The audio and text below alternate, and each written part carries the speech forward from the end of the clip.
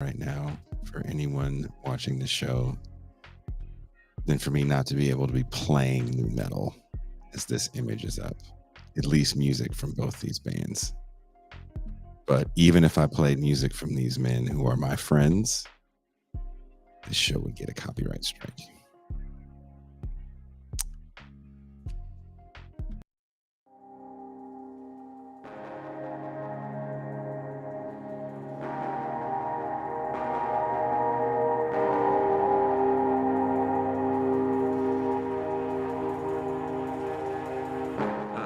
Back when Russia was the Union of Soviet Socialist Republics.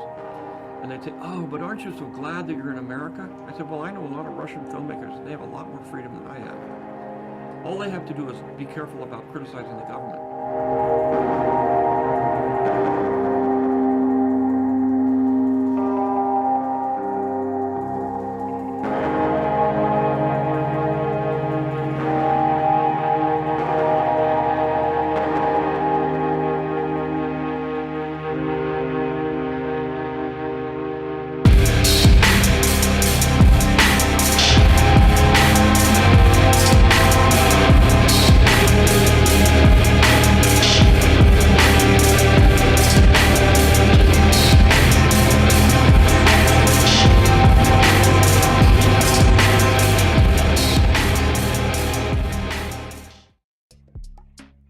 Hello, everyone, and welcome to PopLife, a new TIR Presents show where we take deep, more fun dives into different aspects of pop culture, movies, and of course, something I spent a long time doing, music.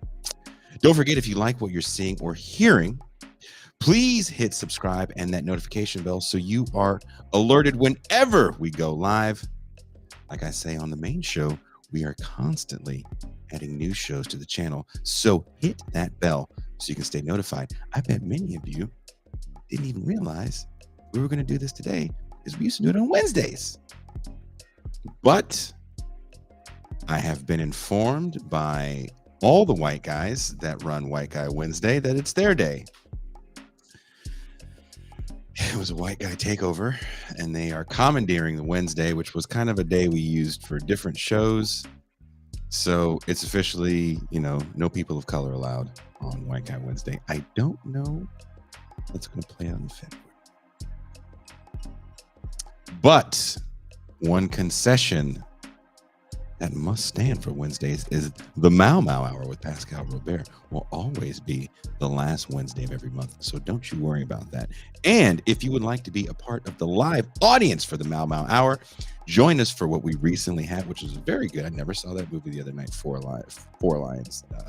Movie night. Have access to the call-in shows, champagne rooms past and present. Recently put a clip up of the champagne room so you guys can see how much fun is had beyond the velvet rope that is the champagne room. There's only one way: become a patron for as little as $3 a month or $30 for the year. It can all be yours. Patreon.com/Bitter Lake Presents. Now, unlike the conversation I had last week with Ture, where we just kind of dove into our discussion of hair metal after we talked about how much we didn't like Spike Lee and why I still don't understand why you barge into ethnic restaurants and ask why there's no black people on the wall. Let's set some ground rules for who gets to be on the pantheon, on the Mount Rushmore, if you will, of new metal. New metal is almost like grunge for me, where sometimes the look defines the sound more than the music. But there is a definite sonic quality to new metal that we should define. The mid-range Van Halen lead tone is replaced. It is gone with a heavy wall of tone, if you will, usually tuned down. There is more groove, and rhythm sections have much more dexterity, I would say, than their thrash and glam metal, even grunge predecessors.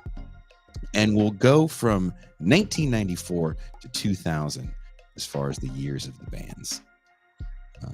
that being said, let's bring in the fellas today. You know this gentleman from coming on the show so much. He is a good friend. He's been in several bands in this genre. He is not Pascal, he's Pascual Romero.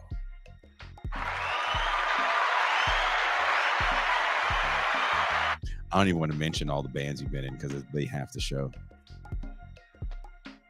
If we did that. Oh, you muted yourself. Look at me, pro podcaster extraordinaire. Yeah, I've been in a few. I did do my time in the new metal world, so I may be a little more popular for other bands that aren't new metal, but trust me when I say I was there. This gentleman who is a little younger than us, but I had a lot of experience with, lived with, also has a new album coming out, I believe, with his band n.a.m.e.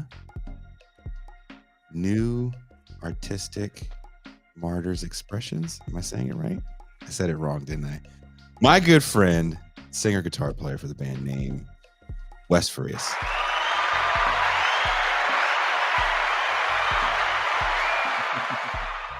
Did I say it right, Wes? Oh, you're muted. He's muted too. You're muted. Everybody's muted. Yeah. Yeah, you're still muted. Still muted. Oh man. Yeah, you're the singer and you're muted. Man, that's mean. We just heard you a second ago. We were all talking. It's working. Everything was fine. Yeah, everything was working. What did you touch? Uh-oh. In Wes's defense, he just had a child. So there's a good chance that the child touched something. We'll blame it on the child. Pascual and I are dad veterans, so we know not to have the kids anywhere near anything you appreciate. Yeah. Wes is a new dad, so he hasn't learned that lesson yet. There's probably so much baby drool in the keyboard right now. You're still muted, brother. Oh. You're gonna have to log out. Yeah, you're gonna have to log out. Go back okay. in. We saw. Okay. All right. So I do want to ask you, Pascual Romero, someone that was there on the new metal front lines, if you will. Jinkos, wallet chain in hand. Never Jinkos, man. Never Jinkos. I couldn't do Jinkos. it. I can't have. I something in me does not function correctly if my pants are more than 2 inches from my ankles. So yeah. I need less. I don't want too much space, man. I'm too clumsy. I want to send a special shout out. I see that tour manager / bass player for Bitter Lake, Wida, coming all the way live from Brazil. I don't know what time it is in Brazil. Wida, thanks for watching. I think you'll enjoy this show, brother. Good to hear from you. I've been watching you on the interwebs doing your tour thing all over the planet. Bitter Lake, my band, got to do a tour in Brazil, and we did not only tour manage for us. He goes, "You can't do it as a two-piece, brother." and he learned the songs in like a couple days. We had a practice space out there. He learned the songs in a couple days, and we did the damn thing. It was a bunch of fun, and Wida was also there for the ordering of a hamburger in Brazil, which is the worst thing you can ever do in your life. Don't do it. Only have a trained Brazilian professional with you if you're going to do that. But I want to ask you, as someone that was there, because I think before we even start naming bands, what would you say are the sonic qualities of nu metal? Because I do think, unlike grunge, there is a through line of a sonic quality of nu metal, and it's not just a down-tuned guitar. Yeah. So yeah, nu metal definitely has some hallmarks that, at least in my head, are kind of always there. I think one is rhythmic. It's got to be, maybe bordering on groove metal. Maybe it's just that it's got like, I mean, a lot of nu metal has like hip hop beats but it's like there's rhythmic signatures to it.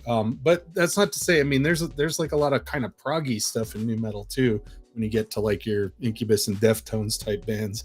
But but I think that ultimately, like, it's kind of it's always got like a lot of rhythm to it, and then there's usually contrast. So like you've got like heavy parts and pretty parts, I just feel like you can't, if you're just heavy straight through, it's really hard to call yourself nu metal. I think you just have to have some kind of like melodic quality that's that stands out from the chuggy riffs. So to me, that's kind of where it's at. And then you also have to have some person of color in the band, at least one minimum. Yeah, preferably a Latin person. Or Yeah, a white usually- guy wildly appropriating. Yeah, Or a white guy wildly yeah. I mean, dreads. I'm- Yeah. that's true. But FUBU shirt. the best ones always. I mean, there's always brown people, black people in the best ones. It's just you have to. It's like you just have to. It's 100% rule. Yeah.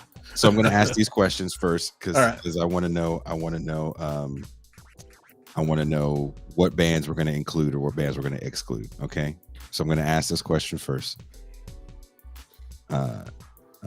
Machine Head. I don't see. There is a significant new metal record in their catalog, Oh, which yeah, is for sure. you know what I mean. For sure. It's For significant. sure. I mean, down to the outfit and the hair. Like Rob went fucking all the way in. Frosted And so- tips, bro. But there's more regular like traditional metal records in their catalog. So I mean, you can qualify that, but I wouldn't put them anywhere close to like the Mount Rushmore of it. But that record was pretty fucking new metal. Yeah, I think that you can definitely put them in the proto new metal category, where like groove metal in the early 90s sort of was, because I think without bands like Machine Head, you wouldn't have had new metal. But and there's sort of this pantheon of those guys, like Machine Head and like Fear Factory and I mean, then it's like but the bands that predated the real new metal movement like existed before it. Most of the new metal bands that really were new metal bands like didn't start until the mid 90s. So it's like I think it's sort of like if they came before it, they get to have a new metal album, but they don't necessarily get pinned. Yeah, as a they nu get metal the band. pass. Yeah. Like if you throw Like, in I'm bands just- like Deftones, That's for them example. just visiting, you know. Yeah. Let me ask you guys this, okay? But since we're on this, because my pantheon has like I love the Deftones, but I think these two bands Yeah. I think have gone so far beyond the moniker that you can't call them this anymore, and that's Deftones and Incubus. I think both those bands got a chance to mature. Yes, but here's the thing: is that I since the moment you asked me to do this, I've been thinking about it, fucking constantly. It's like Deftones is the hard one for me because I'm like, though I do not qualify them in my head, or any real fan of them does not. Undeniably, they changed the landscape and made it accessible. When at the time, all you really had on a big page was like Korn, who, in my opinion, sits at the very top of that. Yeah. But like with Adrenaline, like Adrenaline was the most new metal thing they did, and they slowly drifted away from it. But in my opinion, that's still, if you look at one of those quintessential bands at the time in the late 90s, early 2000s, of when people started to find Deftones, it was the new metal crowd, so it carried that along. Like the staple stuff, whether they even sounded the same or they shared the same stage, which was like Korn, Deftones, Slipknot, and Limp Bizkit. Like all significantly different sounding bands, but all part of that essential movement. But Deftones did this thing that I think is incredible, and I don't know too many bands that have done this. As Metallica is releasing this record that I've yet to listen to, I'm not going to sit here and lie and say I've listened to it and crap on it. Metallica has like those first 4 or maybe 5 records, depending on how much of a fan you are, and then that's kind of it, right? Yeah. And the rest of those albums are what you do when you're that successful and you're just playing arenas. And I'm not trying to crap on those records. They just never, in my opinion, released an album post the Black Album that was so kind of genre changing, mind blowing. And the Deftones have their first 4 records or so, and then when they released the Koi Yoi whatever record in 2012, that's a classic album on its own. I'm like, wow, you released a classic record that might be better than your first 4 classic albums, Yeah. 20 years into your career, which is kind of unheard of. And then Incubus also is a band that totally redefines their sound so much that they're almost unrecognizable. And to Pasquale's point about a lot of the new metal bands not being new metal bands, it almost feels like they're, if anything, like heavier versions of Faith No More. Which I think was the initial precursor of that. Like, if you think about what that sound became, the first time I ever really heard anything like that was Faith No More.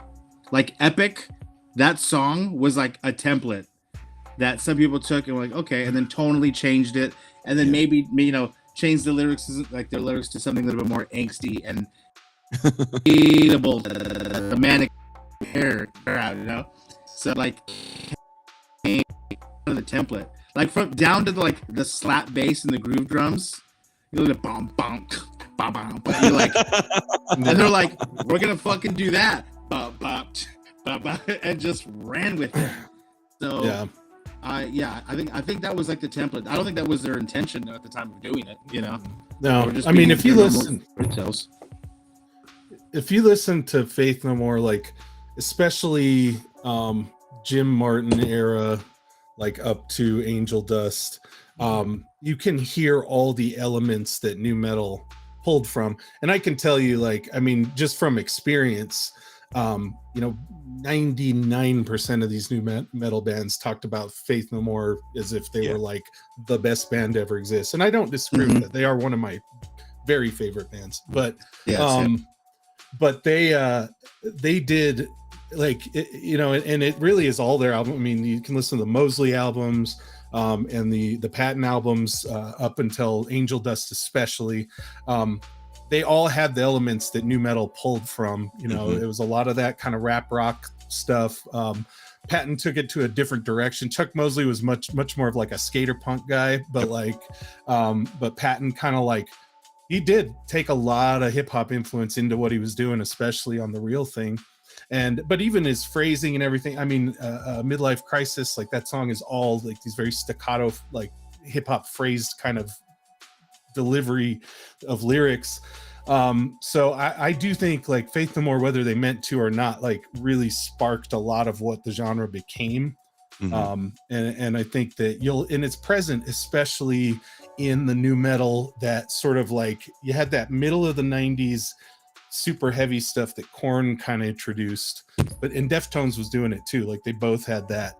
And then you have kind of the later half of the 90s, where that's when you had like your Incubus and kind of more experimental Deftones. Like Deftones was already shifting by then, but without Faith No More, none of that would have happened, really. So I think that it's Wes, there's something weird going on with your audio. It's like really choppy. Can you hear me now clearly? We can hear you, but it kind of sounds like you're in the Matrix. So your computer is possessed by Johnny Mnemonic. Yep. What about now? What about now? It's still kind of weird.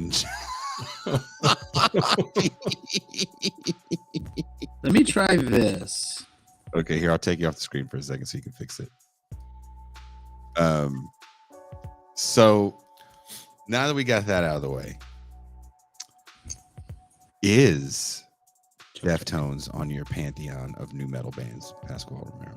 Yeah, I definitely have them there. And I think it's fair to consider that, like, yes, Deftones and Incubus are kind of two of the more musical bands from that world. Yes. But they were allowed, everyone's allowed to change over time, but I think that a new metal band, if they establish their sound like deep in that world, and they establish who they are, their identity, like with the bands that came up in that same genre, like I think that they can keep that title forever, if they want. Like I wouldn't, like even White Pony, like you listen to that record and you're not gonna really hear what you think of as new metal in the 90s, but at the same time, it's like, they're what they started with was that, and they just used it as a springboard. So to me, it's okay for them to like be new metal, because they basically were one of the founding bands of the genre, and I think it's fair to allow them to, you know, keep that title because of that.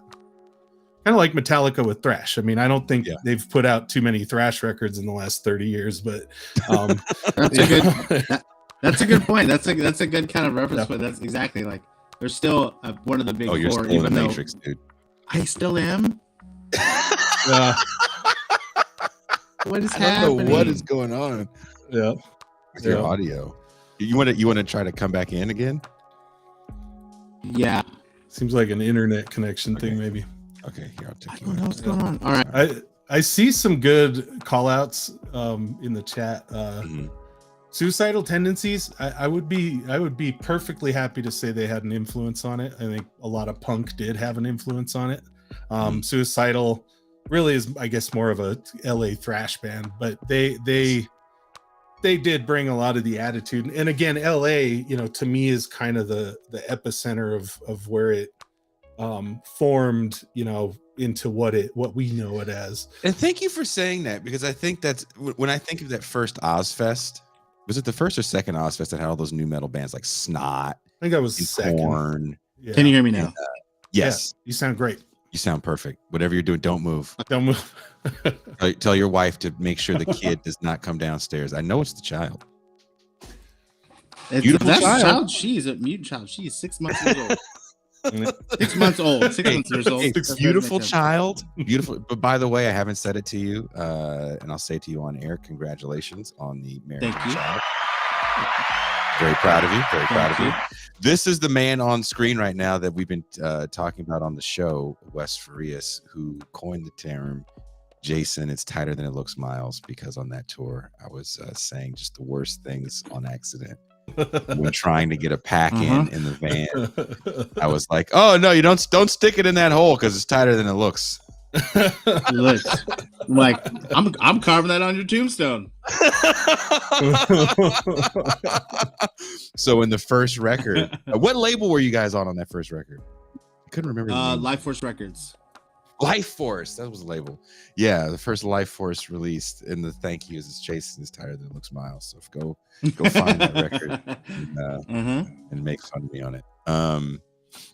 But we were just talking about Deftones being kind of on the they can be new metal if they want to be, because they went so far beyond the genre. And another thing that Deftones does on White Pony, which for some people might be the quintessential new metal album or the quintessential Deftones record, the guitar tone starts to thin out. That first record is an E standard. They're not down. Yes, that's an E standard. Yeah. And the second record is when Stefan starts to tune down. And by the time you get to White Pony, I think it's just in drop C or something. It's in C. So he went E, then drop D, then C, and then down C, and then switched now he's got like a 12 string. He went 7 strings and then went to 8 strings. He's gone like it's something ridiculous, right? Stefan has gone down in tuning, and down here he's like fucking this shit. Well, yeah. That's a whole other conversation. That's a different show, brother. Yeah, for sure. Somebody says, what about Biohazard?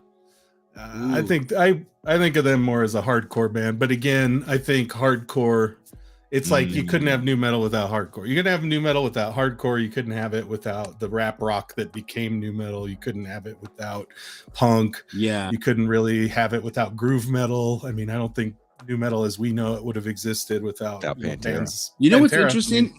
I was having a conversation a couple nights ago with my wife. She was talking about how people were starting to reuse. It was funny because I was telling her that I was doing this, and she was like, "It's kind of funny because she's been like she fucks around on TikTok. When we're in bed, she just does that, you know." And so she's like, a lot of people are bringing back these new metal songs for their videos, for their videos. And then she goes, but they never refer to it as new metal. They refer to it as groove metal. Some people were like, what's new metal? They're like, Korn. They're like, that's groove metal. It's like people are now rebranding something. You know what I mean? That there's a negative connotation to new metal. Yeah. Like there's a 100%. There's a negative anything that there's a negative connotation to, then you can rebrand. And I think what's been interesting with the rebranding of new metal and the secular nature of music is that the things that are coming back, you know, speaking of hardcore, the first time, and I think I mentioned this on a show, maybe in the Champagne Room or something, the first time I heard the band Turnstile, Yeah. We had a younger bass player with us in Bitter Lake, like much younger. Like he worked for another band called Story So Far, which is a bunch of young guys. And I know. he was playing us some music. He's like, oh, this is this band Turnstile, and we were like, oh, isn't this we named what's the hardcore Snapcase? We're like, oh, this is Snapcase. Yeah. And he was like, no, dude, it's not. It's this Turnstile. We're like, but it sounds just like Snapcase. Like note for note, I thought this was a Snapcase song. And they're like, yeah. And he's like, but isn't that cool? I was like, cool to sound like someone else. Like I don't know if I dig that. Well, I mean, that's also the foundation of music at this point. You know what I mean? It's just like there's nothing new under the sun. There's only you're just an amalgamation of different things you enjoy. But it is funny. It's like I think that if that's going to happen, especially if you're recycling stuff, you're going to be able to take it on the chin. Like if I was like, hey, check this out, and you're like, yeah, it sounds just like Snapcase, and I was like, what? And then you show me Snapcase, then I'm gonna go, okay, I'll give that to you. I'll give it to you. You know? So, like, but yeah, so it's funny. You go, no, it's like different. You're like, no, is it though? I'm not even. I was like, this is the same thing. I felt the same way. No, rest in peace. Power Trip. I was like, yeah, I've heard. What Power Trip knew what they. So we did some dates with those guys. We did South by Southwest. They're fun. They know, but they know what they're doing. They knew that they just like we just love these records. And then I'm talking to them. They're younger, and they were just like, yeah, my uncles were fucking thrash dudes, and that's what they grew up with. So they wanted to do that, and they made their version of it, and it appealed to a newer crowd. So I do not hate on that.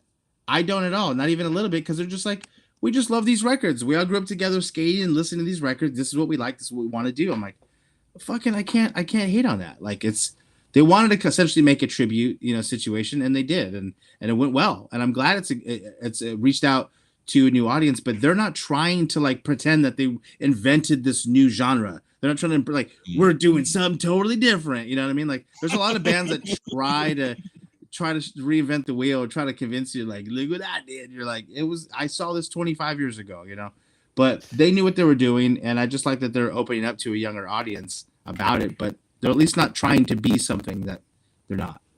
Oh, dude, you're getting the clip again. Something's wrong with your connection. You got a connection problem. You have a connection problem. Maybe. I mean, I live in Mexico. I got a righteous excuse, man. I've had to end a show because someone stole the fiber optic cable in the city. Oh.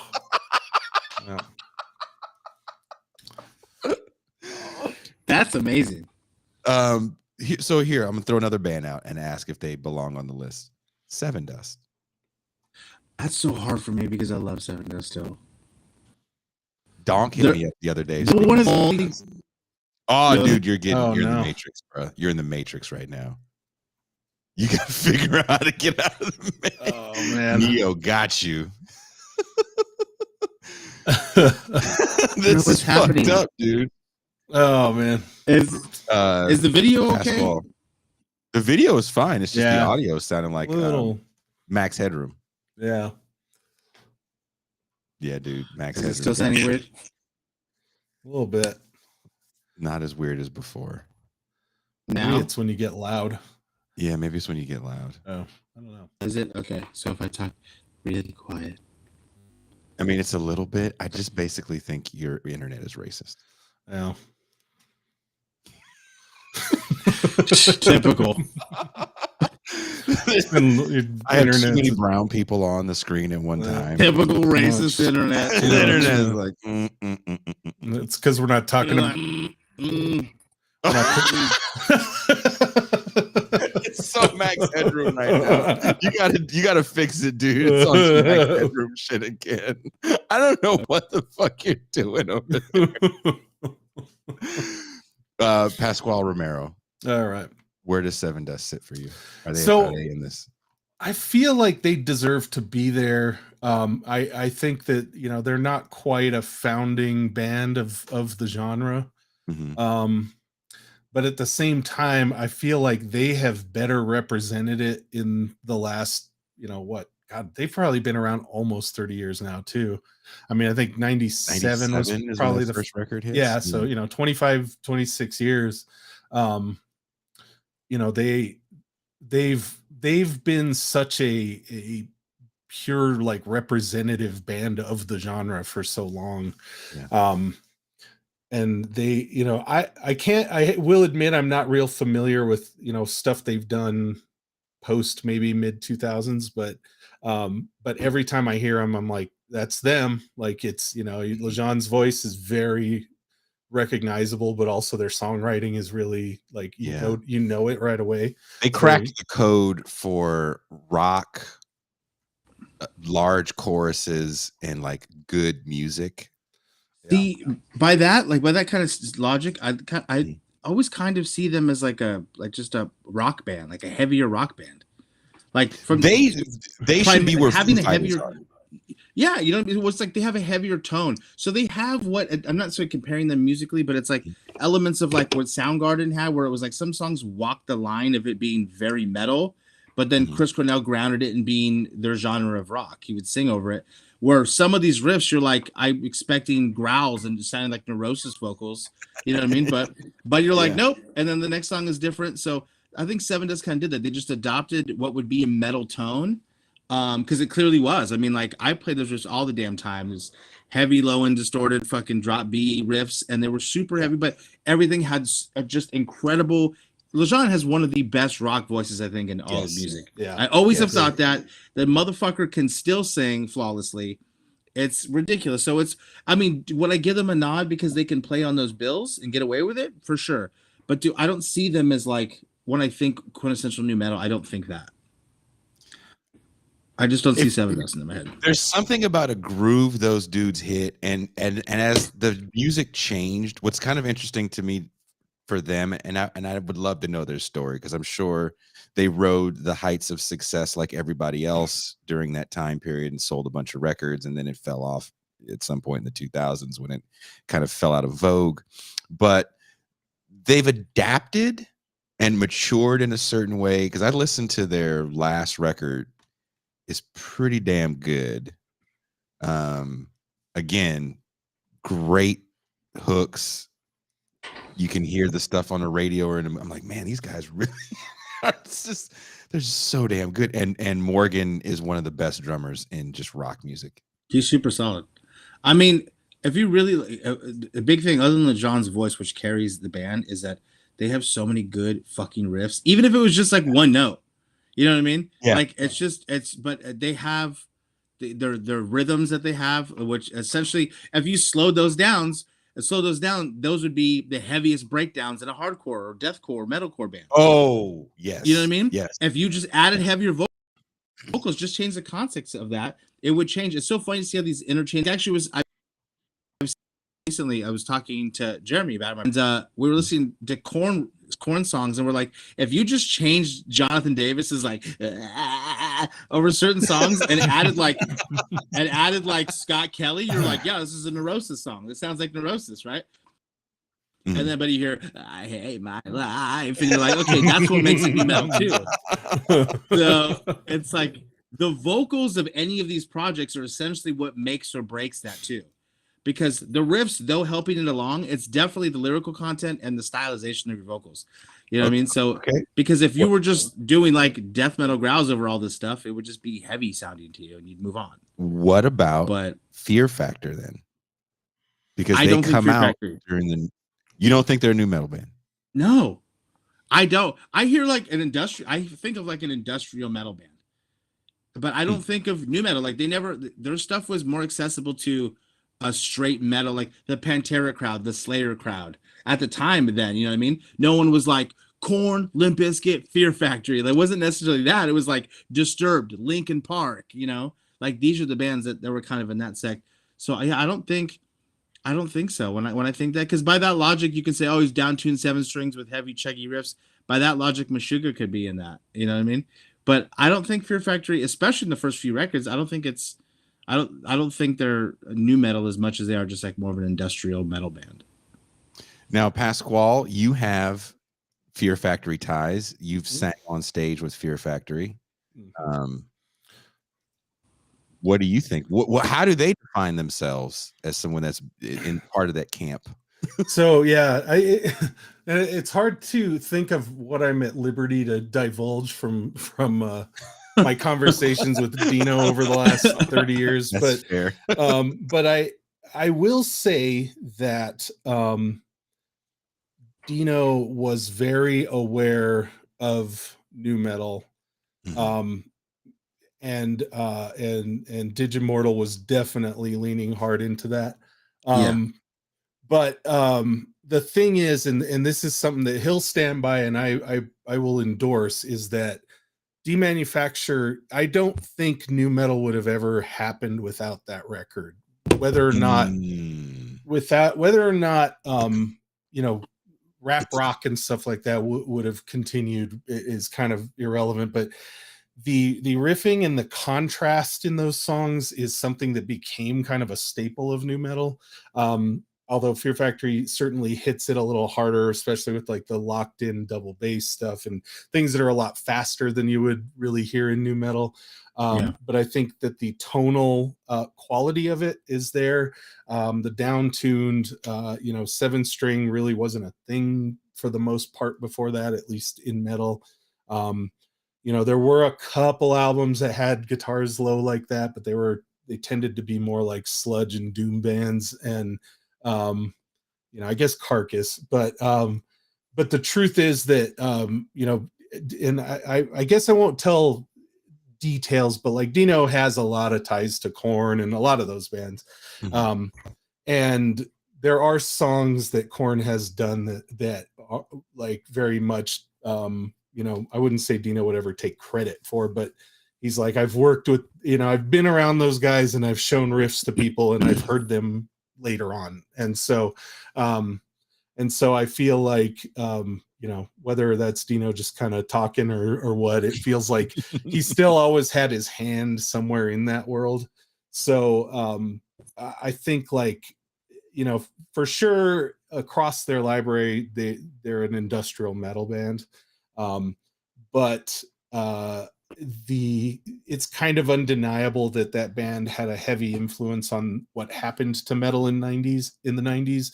And Dino always had a hand in that world. I mean, the people that they were playing with and the bands that they've been associated with over the years, a lot of them have been new metal. Deftones has close ties to Fear Factory. Korn does. Most of the metal bands from the 90s have some kind of tie to them, if not just because they toured a lot, but also the LA scene is very tight. I met Steph and Chino at Raymond's studio. Raymond, the old drummer from Fear Factory. Right. So they were all working, they've all been in the same circles. And so to me, I feel like it wouldn't make sense that they didn't have an influence on it. And again, if you listen to Demanufacture, that album, like, there was nothing really like it until that point. Like, that album was almost a turning point in the sound of metal in the 90s. And it opened the door for that sort of like contrasty, melodic, heavy stuff. And Korn certainly, you could see a little influence, but I think even more so the more sort of second phase new metal bands that were like right around the turn of the 2000s, where it was like heavy verses, pretty choruses. So that's my 2 cents, not to suck all the air out of the room. Well, let me ask this question to you guys before we get into the naming of the bands. What then does kill new metal? We always talk about its inception. I always see conversations about its inception, and I never hear conversations about what killed it. Recently, Teray Reed and I were on here, and we had a very great conversation on what I think killed hair metal, and it was not grunge. It was Warrant. I'm just kidding. Kind of. I say that it's the bands that started it that wanted to get away from the copycats. So Motley Crue changing their look in '87. I think really was the start of the beginning of the end. But what do you think was the beginning of the end for new metal?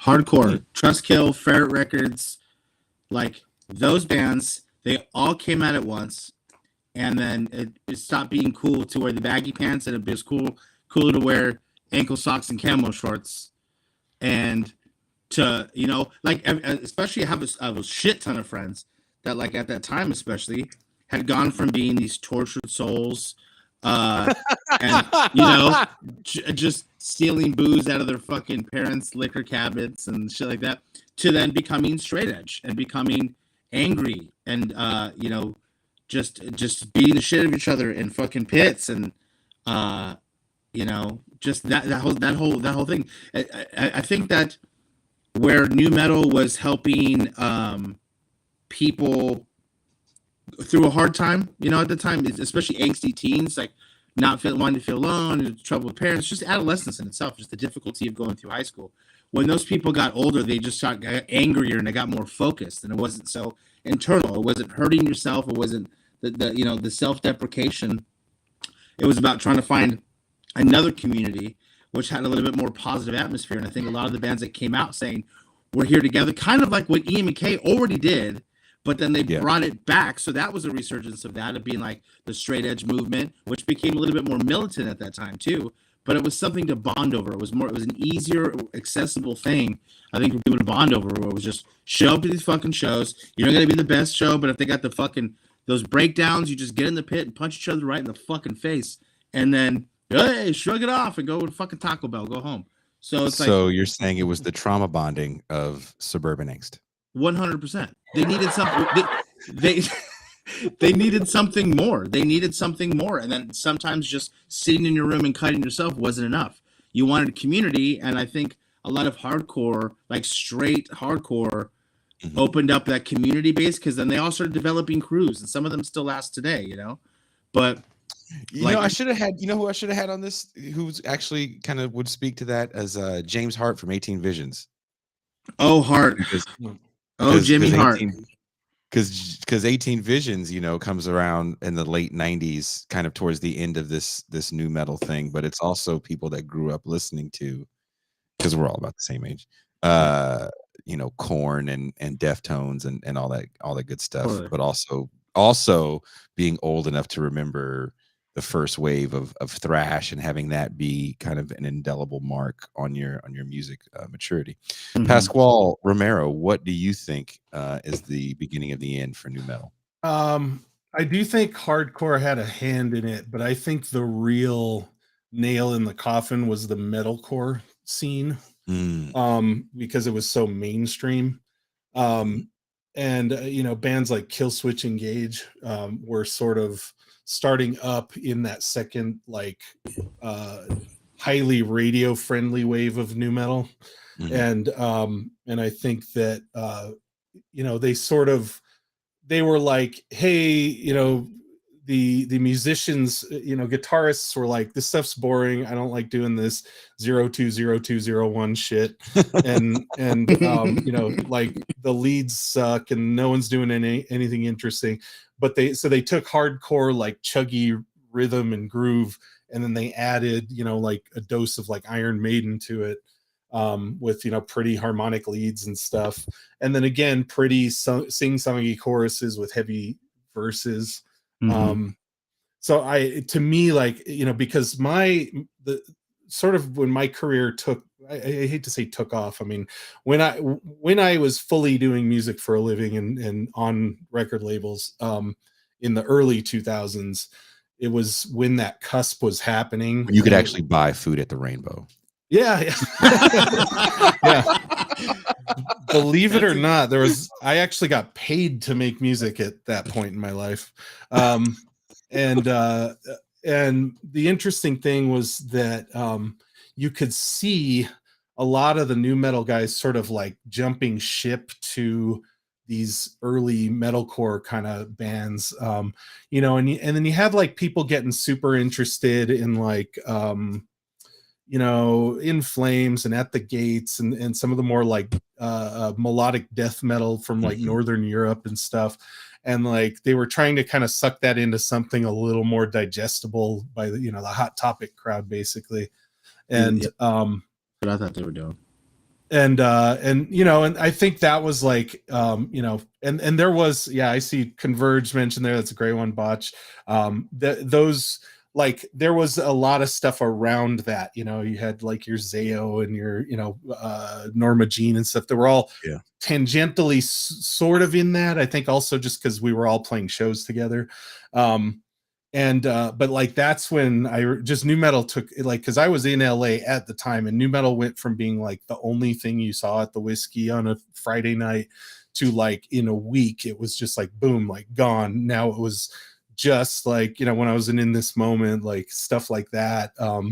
We had you know, and it sort of morphed again even within that, because then deathcore was starting to come up. So we were playing a lot of shows with like Suicide Silence and bands like that. So so I think there was just a very rapid snowball. But I think, yeah, I mean, it's fair to say hardcore had a lot to do with like the first like volley that just sort of shot down nu metal, because everyone was like, this stuff is just too clean and like too, you know, poppy and childish, and people just you know, went all in on a much heavier, much more technical sound. So you think what killed it was the overexposed? So ultimately what everyone's saying is, I'm going to try to wrap this up before we go on to I want to see who's on the Pantheon. It was an overexposure. Certain bands got too big. It got too poppy, and kind of like what happens with everything, right? You know, the thrash scene is doing arenas. Everybody writes their kind of more radio friendly record, and then some of the other bands fall off. Metallica's The Last Man Standing for the longest time. Yeah, that happened with thrash. That happened with 80s hair metal. Like, the more exposure there was and everyone was doing it, it became cooler to find something that nobody was doing. And that happened with the hardcore and metalcore scene. All the Trustkill, all those bands, same thing. And when it moved on, people were like, now I want to get into the weirder shit. And then so certain bands start to have their day after that. But it always dies with an oversaturation. It's drowned out. Yeah. You know what I mean? I do want to add one side story. Wes Fareas and I were, I don't know, we were definitely living together. I don't think we were on tour, but we drove out to the Central Valley of California to see a show at like a TGI Fridays or something. I've never, I don't know if you remember this, Wes. This was many moons ago. And Wes knew a band called A Life Once Lost. Yeah, yeah. And they were playing a show with, was it Martyr AD? Martyr AD, them, A Life Once Lost. Who else was there? Suicide Silence played. Suicide Silence was there. So Suicide Silence was the headliner. I don't know if you remember this. So the venue, I don't even want to call it a venue. Imagine a TGI Fridays in the middle of like downtown Modesto, wherever the hell we were. Yeah. It was somewhere in the Central Valley. And the buffest roided out security I've ever seen. Like, they had the big fat faces with all the steroid bumps on them. And they had a big sign that said no moshing or hardcore dancing or something like that. I think they had a sign that said that, right? Yeah. And I thought to myself, how many people are moshing at this Chili's? So like, what a weird thing to write in your Chili's. And so it was a bunch of kids. When I say kids, I mean kids, like children, 13, 14, little kids at the thing. And these bands, because they're older, they're trying to get the kids to do circle pits, and the kids don't really get it. And so finally, rest in peace, Mitch from Suicide Silence gets on stage, and he does a couple of says a couple of songs, and then he just looks out and he goes, you know what? Fuck it. Everybody do your thing. And these kids go, yeah, and they start doing the whirly shit and kicking and losing their mind. And there's, you think that's the end of the Disney movie? No. That's the beginning of the horror film. These grown men started beating the shit. Do you remember this, Wes? Yeah. They beat the shit out of one kid out the joint. And there was cops outside the venue waiting, and the kid runs to the cop car, and he's like, like, finally. And the cop is like, and they just I remember, Wes, we pulled one kid from under a foot.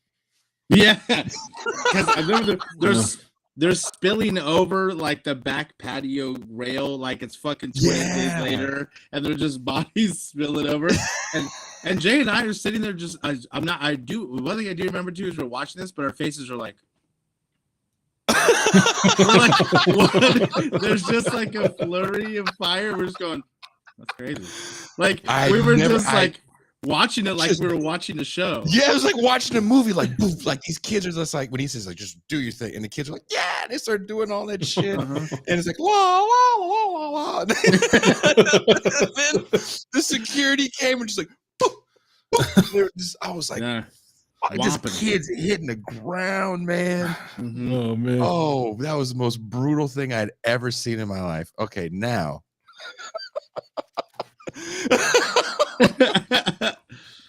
All right, Wes. New metal band. We've decided who's new metal, who's not. I'm kind of hurt that Sevendust is a new metal. So I'm gonna assume that on your new metal list is Cold Chamber. Oh, that's a good one.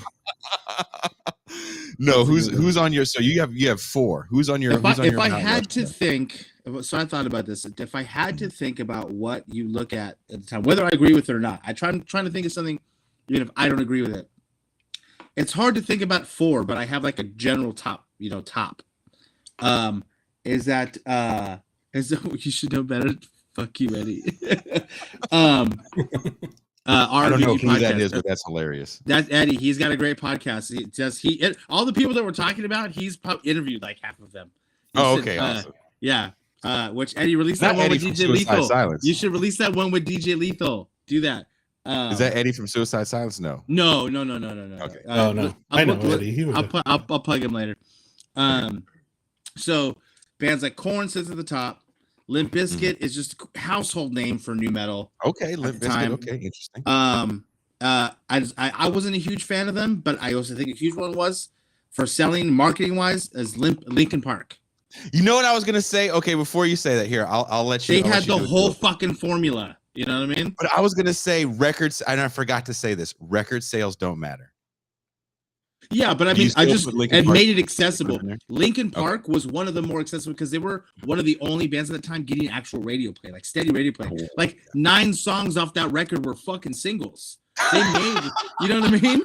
Like those songs were on the radio, but I wasn't hearing like, you know what I mean? Like all day I dream about sex, like on the radio. I wasn't hearing that. Like, you know what I mean? Like as much as because Korn and Limp Bizkit, I don't know if like bands like that would have survived without MTV, but Linkin Park actually was a band that got significant radio play. Okay. So that was a big one. Yeah, as far as the 4th one goes, like I said, I don't know if I want to give it Deftones the seat, but I could also say if I really think about the concept of what new metal and the gimmick of it, then Slipknot. Like Slipknot had that on the first record. Ooh, they make the cutoff.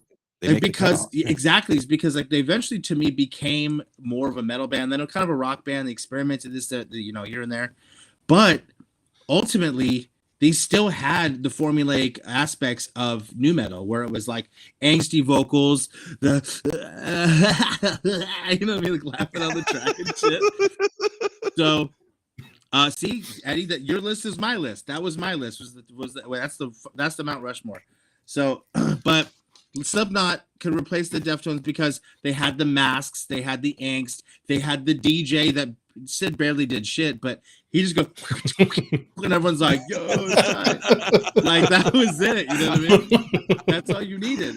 So, yeah, they had all of those pieces together, and they opened up people to eventually people to latch on it from new metal, and then when those people got older, they became like, yeah, I listen to metal, and I was like, okay, Slipknot is metal, but that was the gateway drug, you know what I mean? To then now they're listening to heavier stuff, which then opens them up into the world of like the Suicide Silence and the Joffrey Cowboys and stuff, the pseudo death metal, you know. And I think that's something Slipknot kind of helped bridge that gap. But if they didn't like wear masks and they had like 4 less members, they would have been more of a traditional like metal band for its time. You know what I mean? For its time. But they wore the mask with the dreads and he rapped and he laughed. But Mushroom Head predates them with the masks. I've never heard anyone outside of Cleveland put Mushroom. Yeah, but Mushroom Head sucks. Well, I guess we just lost all of our Cleveland fans. There you go. They're all gone. All right. If Cleveland is represented by Mushroom Head, they got bigger shit to worry about right now. Well, and now I can't go to Cleveland. You know what? I will say though too. The funny thing about what's hard about us. The funny thing about Cleveland. The thing about Mushroom Head is that is it me or did the singer from that sound like Ian Astbury from the Cult? You know what I mean? I was like, they get the Ian Astbury from the Cult to play on this fucking super Modesto sounding new metal band? Like, you know, that shit was. I Mushroom Head, if I'm not mistaken, did the greatest skit in probably music history. I believe they did the crank call where they call the white kid about the black metal band. I don't remember. Isn't that Mushroom Head that does that? I don't know. You know that skit. You guys know that skit. Where the dude he calls a Craigslist ad for a black metal band. If you don't know what if no one knows what I'm talking about, look it up on YouTube, Google it. A black metal band skit, and they're trying to it is kind of offensive because I think it's a white guy trying to talk black, but he goes, "Yeah, I'm calling about you looking for leads for your band," and so he calls them this kid, and he goes, "I mean, I don't think you'd be right for my band."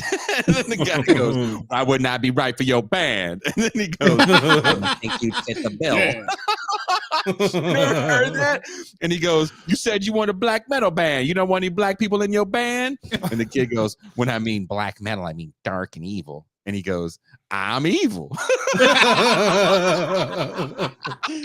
And then he goes on to berate this kid. And he's like, and the kid, and he goes, "Songs ain't evil, Joe. I'm evil." You ever shot a motherfucker, Joe? You never heard that skit? No. Oh, neither one of you have ever heard that skit? I've really never done that. I'm gonna. You know what? Look, Dr. Claw. Look. They're over here talking about Cleveland. Claw, if you've never heard that skit, I'm gonna go ahead and play it. Anyone that's appreciating this show right now, it's probably gonna get demonetized. So if you have a question or a comment, please leave a super chat. Or look at this. Look how fucking modern we're getting. Or get some TIR merchandise. Ooh. the mug is the first thing it goes to. I mean, everybody needs coffee, Wes. Or that's tea. True. I've had 3 cups today. But all jokes aside, so Pascual, who's in your pantheon? Well, it's a hard one for me because my brain, like, I see it, you know, there's the ones that I think are just sort of the gimmies like Korn, but I do think Deftones deserves to be on there because of the foundational aspect of that band. But I also feel like there's bands that people would probably argue aren't new metal that I still think are like definitely huge new metal bands in my head. System of a Down is one that I go to. That's a good one. I personally think they should be on that list because they were very much in that scene. Again, LA scene in the 90s, playing with all these bands. They also were heavily influenced by Faith No More.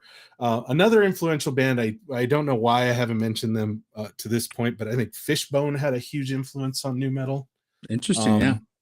I think they had a huge influence on Faith No More, probably. You know, that's one of my favorite bands of all time is Fishbone. Same. I think they're fantastic. I had the pleasure of playing with them like 20 years ago. I love those guys.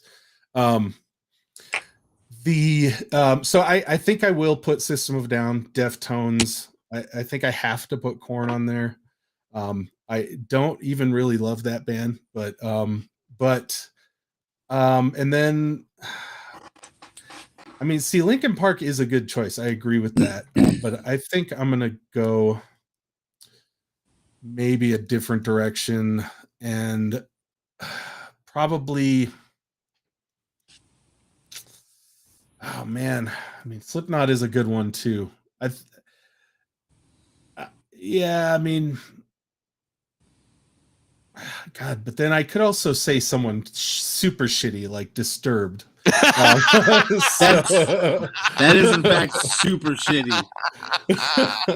But like, yeah, if no one's gonna say Taproot, huh? Yeah. Taproot, Il Nino. Yeah. No, Il Nino. Stained. You know, that's Timer that's self-hate, 55. Pascual. You're not saying El Nino. Yeah, El Nino. If Self-hate. you're gonna say El Nino, I would put POD ahead of them. But Yeah, there you go. Yeah, POD has been POD's releasing close. some. POD is the. Can we admit this? Can we admit this real quick? POD is the AC/DC of new metal. Okay, that's fair. That's interesting. Yeah, that's fair. You wake up one day, you're like, POD has 15 records. Yeah, yeah, See, I didn't know that. yeah. I don't know if they Okay. have 15. They probably do. Okay. I They mean, have hella records.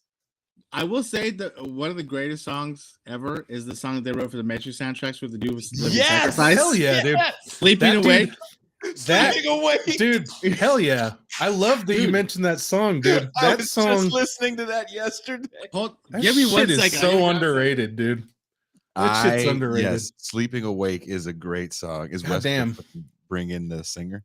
Yeah, it's just the whole band POD is about to walk up. I got POD in my kitchen right now. Start playing like this. So Chuck E. my Cheese band. my brother-in-law got me this for my birthday. Like he just said, I know you collect vinyl, and I was like this, and I didn't even know this existed, but it's the fucking Oh wow. Sleeping Awake single on 7-inch. I Damn. was like, someone thought that people would like the song enough to make a limited 7-inch of it. I was like, Dude. that's tight. But I have it now, and I like it because I'm like, It's the I love this song. it came on. So when you listen to stuff like Sevendust, like I will listen to whole albums, and I listen to the whole album, and then it goes, well, you would like some shitty music too, and it starts playing all this music that I fucking can't stand. Yeah. And I'm Dude, like, and you're I'm a trying to fucking clean. nerd. Listen to this. Yeah, hey, you look like a guy that beats his kids. All right. Here's some 5-finger death punch. and so the one of the songs in the fucking MAGA meltdown of Oh, metal, one of the fucking songs was Staying Awake or Sleeping Awake. Sleeping Away. And I was like, oh shit, I forgot this song was a banger like that. That little chorus. It's so good. Dude, It's so good. Because remember, that's the dude from that's when homie left, and then the dude from Living Sacrifice joined. yeah. Living that's They the name started- of the band. they became Living Sacrifice. was And so they started beast. making more like Heaviest Christian band ever. heaviest Christian band ever. When I was Yeah. like the Christian bands, I was like, fucking, they were unfuckwittable for sure. You know what I mean? They were fucking tight. I loved Living Sacrifice. They were for, yes. for being the Yes. opposite of a Christian band and a Christian Yeah. musician or Catholic musician. And like I was not about, but I was like the band fucking that band. Fucked. Norma Jean, Like, the Chariot. same Hell yeah. shit. So, you know what Hell I mean? yeah. You're going, damn, God made you so angry. Yeah. Have you up in church? Like I want to. yeah. You're like, fuck, what happened, dude? But yeah, But- a lot of it came out. Do you remember that became a thing? That became a sect of the core scene where I was like, cool Oh. to say that. Like As Yes. Late Dude, Nine was dude. like, we're Christian metalcore. We're like, but you're not. And then one of them went on to try to kill his wife, and you're like, see. You know? Yeah. Oh man, I toured with so many of those bands, and Yeah. I'm still friends with a lot of them. Yeah. When I was in this moment, that scene. So like in this moment, like someone accidentally called us Christian once, which like I was not happy with.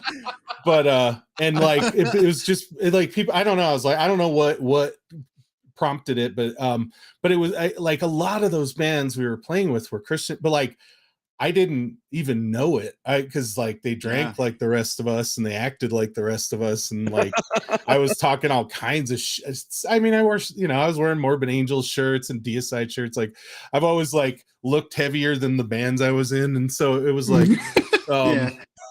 and like nobody, like, dude, the dudes in some of those bands were like, I fucking love Morbid Angel. And I'm not saying you can't love Morbid Angel and be a Christian band, but I'm just saying like there's a whole image thing, you know, and it's so yeah, I'm like, I really think what was their name? The label that was putting out all those bands for a Tooth minute. and Nail, Solid Tooth and State. Nail. Solid Tooth State and was the Nail. one I was thinking of too. Yeah. Solid State, but Tooth and Nail. They fucking, yeah. those are the two And- that. I think a lot. I like, this is just me. This, you know, this is my opinion. This is not, I'm not accusing anyone of anything. But I get the vibe that some people were just like, yeah, that's fine. We can, like we'll because we have a Christian member, we can just like latch onto that a little bit. I'm not gonna name names because these people I know for a fact at least one of them is watching. So I have friends that we toured back in the day, we played back in the day, that their labels and their managers had said, just say yes. If someone asks, say yes. And they went on to go, okay. And they slowly had to like fade things out. There's a lot of bands that people don't remember that they kind of were looked at that way. But they had to be like, just say yes. Like and whatever, we'll work with it. Because there were so many, you weren't obligated to play like nothing but like Christian bookstores. So like you could just play Warped Tour. You know what I mean? Yeah. But like there's times, I mean, like the Under Oath dudes were a big one too, that were big flagship bands for a lot of that stuff. But then like between the Under Oath and Almost, like I was with you, Jason, when there's some shit that happens backstage that you're like, God would not approve. And then you go on stage and they're like, everything we do is in Jesus Christ's name. And I'm like, are you sure about that? Well, now people know it's true. All these stories I tell. Wes is here. He was there with me for a lot of those. Back at Warped Tour, we're seeing shit. We're like, it's so funny. Pulling back curtains. Can't wait to tell these stories 10 years later on a podcast. We were fucking Warped Tour. Yeah, we're Warped Tour. We're on Warped Tour, and then we fucking sitting out fucking taking showers by the bus at the Poison the World thing in the back, listening to fucking coked up indie kids fight with the fucking pseudo drunk on Jaeger metalcore kids. And I'm like, I just want to know where the catering is, man. Like, that's Warped Tour in a nutshell to me, man. That's what that was. So we have to do another show. We have to do it. We'll get James in for that one. We'll get James in for a metalcore show.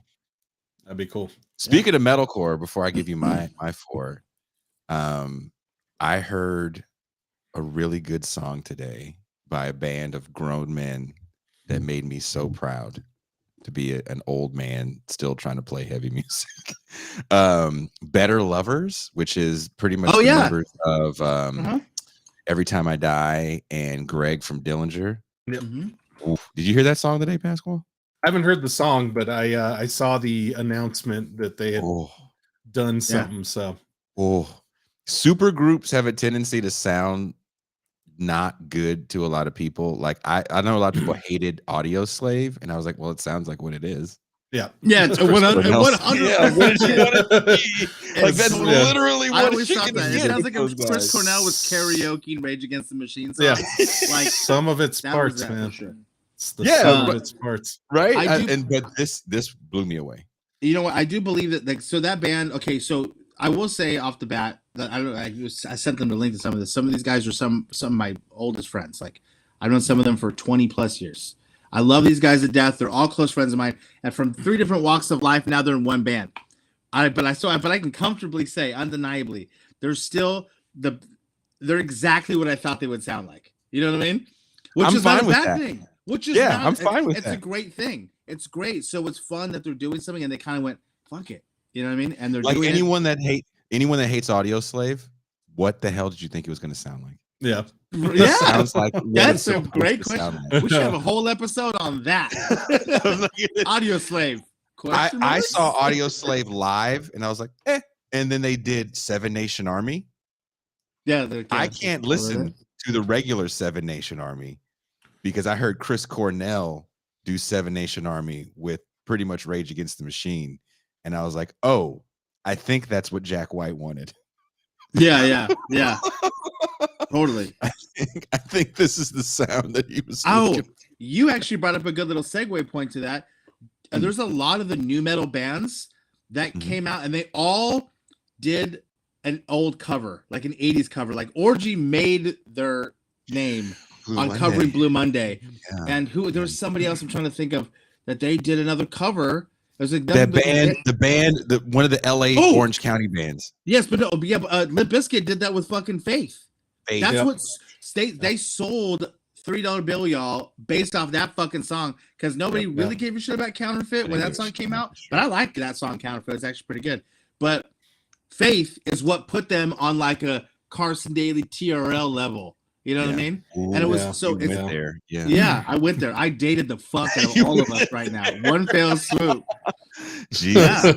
But, no, that's true. Faith was the game changer. That's what it became a cool thing to kind of get in on doing a weird cover that you can, you know, play off as your own. They all did, though. It's true. They did. Dope did you spin me round. Disturbed did Land of Confusion. And they did the first one they ever did. They did Mad World from. You know what I mean? So Tears for Fears. I think, So like they all that was the thing. It was almost if management was like, all right, on your second record, time to put up the cover. You're like, well, look. Everyone did. Even Fear Factory did. They did Cars. They did Cars. Yeah. You know what I mean? But with Gary Newman, so they kept their stripes on. Burton is he's legit, man. He knows his 80s stuff. But yeah. So I have to do this to you guys because this is my big four. And you guys are gonna hate it. Because basically we said I'm excited. Drowning Pool. It's just Slaves the four members. Slaves on dope. Slaves on dope. Moto grader. Oh, dude, look, I'm not going to talk shit about anybody because I have no idea who listens to my show. And I'm about to do I posted it on my feed, so like half these bands are probably. They're all this. All I need to do a live show. I talk all this shit about come see me in real life, and then all of a sudden I do a show, and all of a sudden the lead singer Motivator is like, yeah, so you the motherfucker that want to talk shit about the dude, that's the singer of Five Finger Death Punch. Yeah. Oh yeah, that's all I double need. All the MAGA heads. Yeah, it was like Motivator turned into Five Finger Death Punch. Wes, and this is all I hear. We coming for you, nigga. And then Hooker. Fuck yeah. And then bam. Okay, give it to us. Deftones number one. Number one? I gotta give it to him. Deftones number one. Deftones number one. You're gonna hate number two. Incubus number two. Incubus number two. Deftones Incubus first two. Deftones Incubus for me. When I think of new metal, when I think of Dickies, when I think of tribal tattoos, think of New Skin. I do. I can put that song on right now. Brandon Boyd. Look, real talk. I did a one of the last festivals I worked was Bottle Rock. And I did the Bottle Rock where Incubus was there on the main stage. I shit you not. So many women that I didn't even know they knew that band existed lost their shit. They were like, I had the biggest crush on Brandon Boyd. I can't wait to see. That motherfucker still is good. So I'm not gonna. Brandon Boyd can walk in here right now. Yeah. Narrow ass. Give him the business. With his bare feet and Brandon Boyd be the only motherfucker walking your house with dirty ass. Brandon Boyd looks like every dude you see walking the streets of Santa Barbara. That's true. That's true. But he's floating. Yeah. He's floating. He's floating. Yeah. He floats, man. It's weird. So Deftones. It's weird, man. He floats. And I this is a band that we haven't talked about too much today. Pascual brought it up. System of a Down. Yes. System of a Down was my floating fifth. That album. Kyle says, just say you like Incubus. Kyle, if you remember, Incubus was the song I was singing when live show producer Jordan and Ben Burgess were over at my house not that long ago, and we were just singing. I was belting Warning. I was just, you know how you just really in that karaoke mode and you got it. And I yelled out the wrong lyrics to the song so loud. I thought that they say in Warning. I thought what they say in Warning is Frog's oblivious, but it's from Oblivion. Yeah. I like your line better. Frog's oblivious. Okay, so and the record scratch that is the live show. Jordan looks over at me in the sweetest way possible, and she goes, because I'm belting it, and she goes, and she waits till I'm done. I thought the line was from Oblivion. Yes. Just really calm. What a stupid idiot. What a big Yeah. stupid idiot you are. Frog's yeah. oblivious. Get out of here.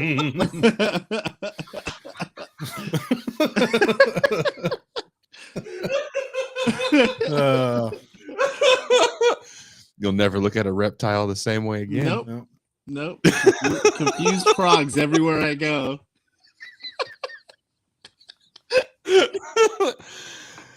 I fuck up song lyrics all the time. So, System of a Down,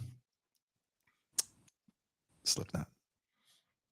Okay. That's my four. All right. That's my four. See, I feel like I didn't get to my fourth, but Okay. I think Slipknot was gonna have to land on my fourth. So we Yes. came very okay, close. I was just gonna say because that's where we floated around, and ironically, I thought it was gonna sit at the top for all of us, but the one consistent we all had was Slipknot. I think that's kind of strange that the one consistent we all had was Slipknot. I feel like they typify it the most. You know, it's just like you kind of mentioned. Like if you want a picture of new metal band guy, you don't take you have the guy with the pose like this. Yeah, with the guy with his guitar and his head cocked to the side. He's like, you know, he's crazy. We always say the move for all new metal is to play guitar really low, but always look up like something is above you. Like, what is he looking at? Yeah. Like, you know what I mean? That's the move. Oh, by the way, I just side note, I wore this shirt for this, and I don't think I've showed that.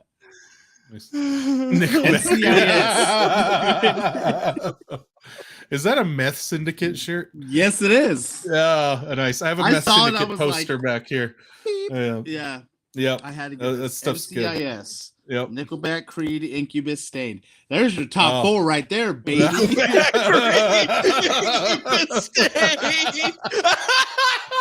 Oh man. Oh man. I earned the laugh track. Good. I feel so bad that Incubus is on that list. Yeah, I know, right? Shirt. That's hard.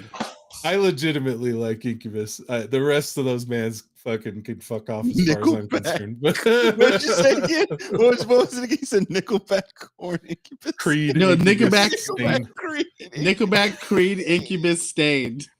Oh man, that's perfect. Yeah, NCIS, baby. That's the only NCIS as far as I'm concerned. Hella funny, dude. Do you think would you be able to, like, if you asked someone their favorite band and it was any of those bands? I mean, maybe Incubus, I'll give them the pass, but Nickelback, Creed, or Stain. Like, that was the thing. Like, I'm like, could I have like, if you're like, my favorite band is Nickelback, like, could you have a conversation about music with that person? Man, I was on tour with cats like that. No, I find that the more I get, I'm just like, nope, no. I tour managed. Down. I'm like, I tour managed a band. I was like, no, we like Nickelback. A band that likes Nickelback. Wow. Well, guys, like, a guy came to my shop, was like, oh, you listen to metal? Like, yeah. He goes, bro, I got tickets to go see Godsmack. We went, nope, nope. And he was like, y'all don't like Godsmack?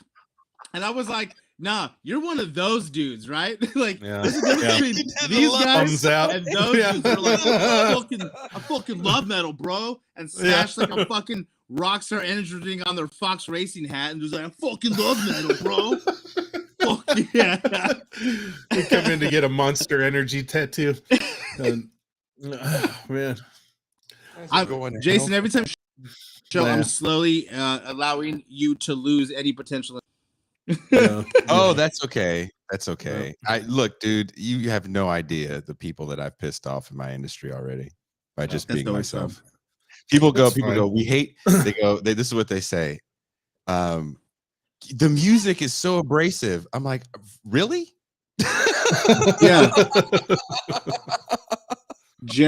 My brother just texted me right now and he says Incubus is always awesome. Okay, that's fine. Jeremy. Shout out to Jeremy Fareas, who actually played bass on this record on Clarity.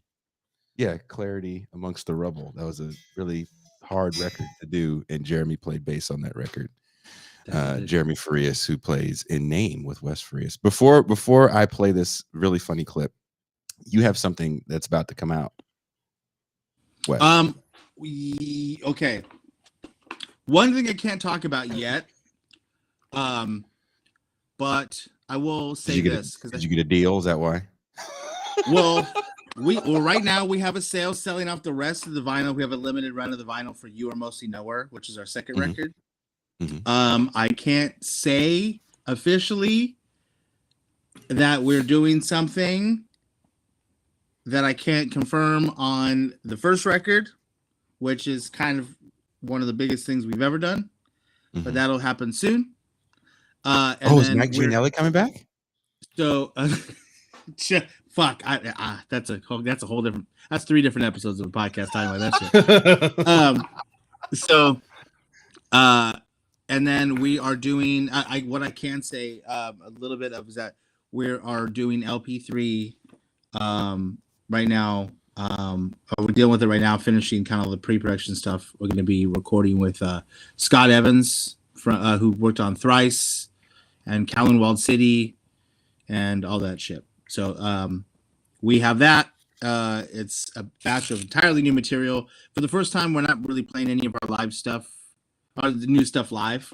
We usually kind of road test everything, but now we're just going to just give everyone new stuff. So we've been pretty kind of posting as we've been writing this, but we have about 12 songs, which are all under 10 minutes for the first time like ever. And we're going to do that. And then we're going to have an extensive touring. We're going to be fully active again since, we haven't been fully active since 2018. 2019, we're like, that's our easy year. We're just going to play fests. And 2020, we're going to come back and do the record and tour again. And then obviously, everyone got a cold or something, and then it just shut down everything.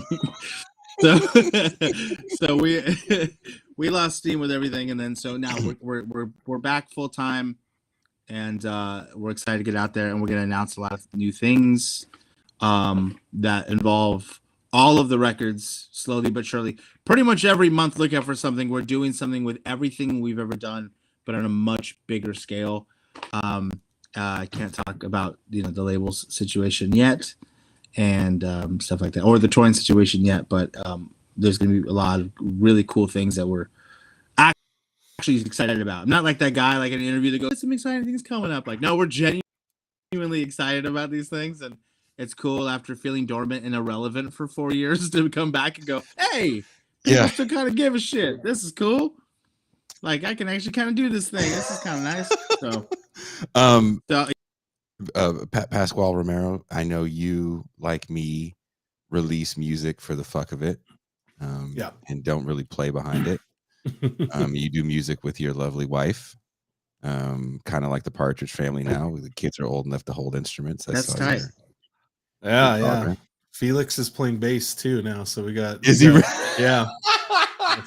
That's cool. Luna's got her guitar. Felix has a bass now. He took to it really well. So yeah, the whole family plays, but we've been kind of dormant.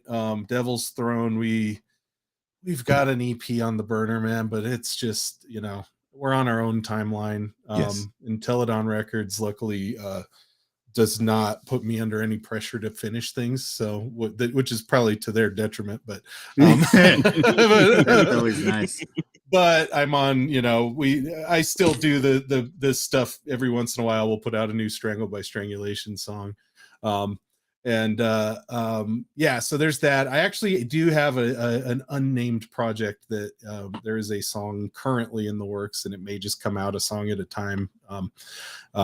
Probably self-published. I don't think we really need to get the label involved, but I think my social media is probably the best place to keep an eye on that stuff, because I do not work on timelines anymore, and it's a beautiful feeling, man, to not have to I don't know, as someone that you guys know me as a struggling musician.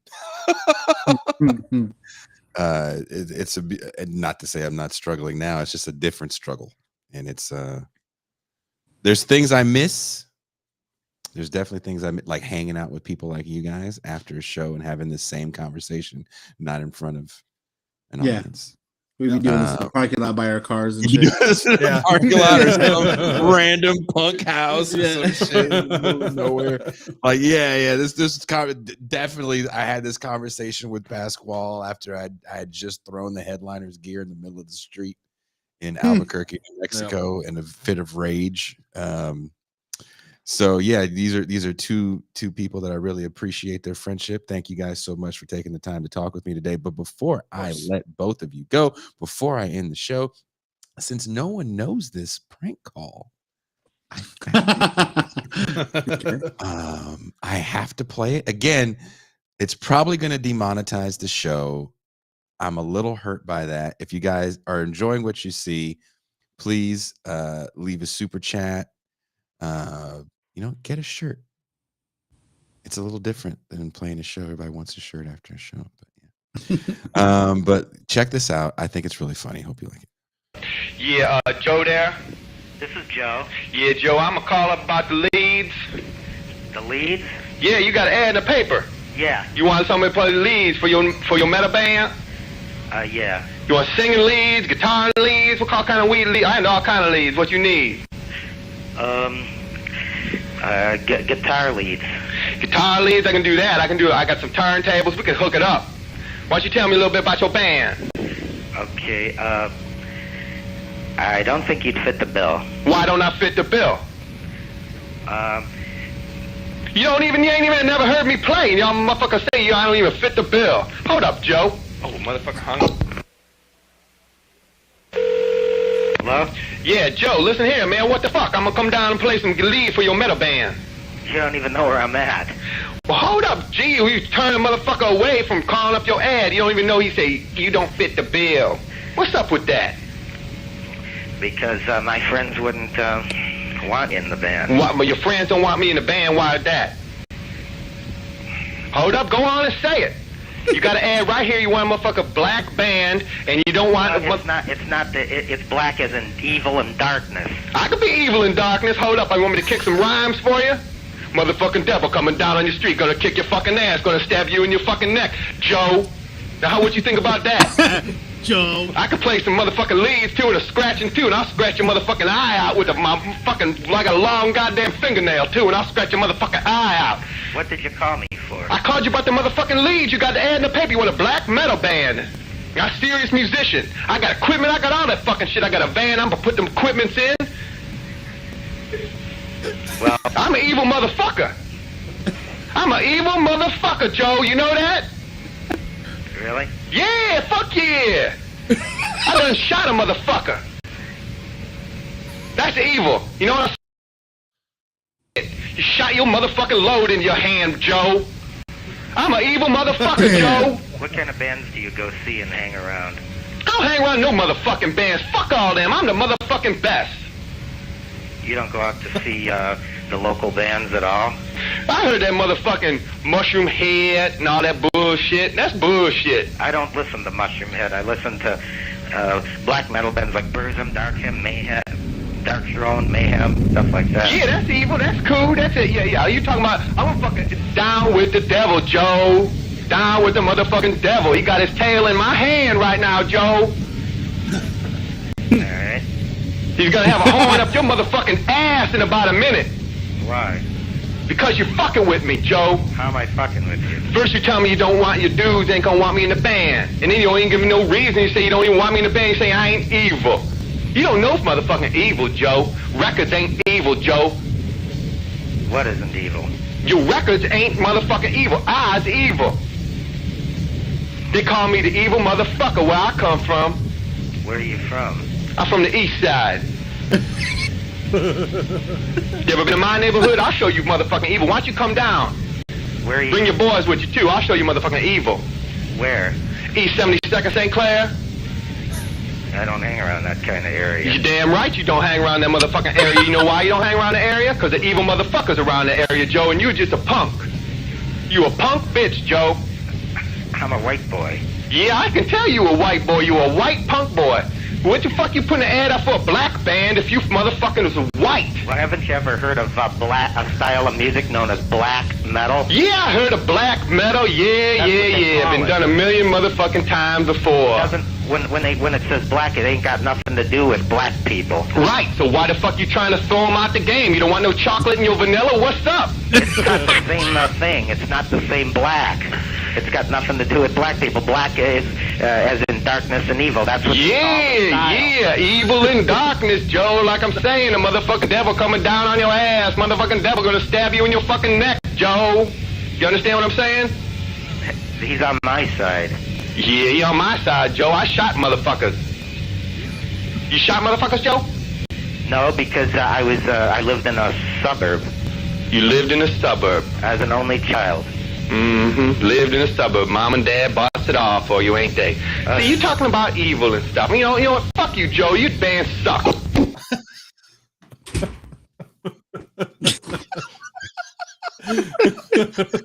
You guys are all welcome. So good. That was so good. You don't want some? I mean, it's chocolate and offensive because it's office. It's obviously a white dude doing the Yeah. most offensive black voice ever. But there's nothing funnier than when Joe admits that he's from the suburbs. Yeah, that was good. They did at least throw sticky fingers up there on the screen. Sepultura made a song out of that. Really? What? Okay. Yeah, on one of their more recent records. But when he says "is evil," you come around here, Joe? I would never come around there. I was raised in the suburbs. Damn right. man. And he's That was so funny. It was like, oh I'm white. man. I know you're white. Like, Oh, That and was Joe so led with funny. Burzum when he started laying right. down the name. yeah, That's all he started with Burzum. Holy shit. yeah. You're Man. like, Oh, he's like, oh. yeah. I'm Oh, into boy. very offensive, anti-Semitic. Yeah. I like Nazis. Start with them. Yeah, it's just Burzum top. You're like, ooh. Yeah. I'm into people that are Nazis, but they have other kind of pagan imagery that makes me think they're not Nazis.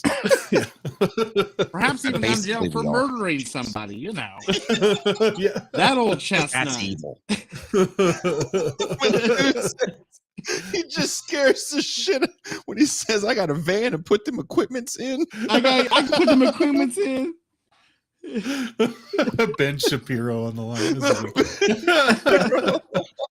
Oh, fuck. Oh man. Eyes evil. Ozzy? So yeah, that's that is That's the clip. That is, I think that's Mushroom Head. I'm not 100% sure because that's the only band he mentions. He's like, I It's know, the only- yeah, Mushroom for Head. sure. I don't listen to them.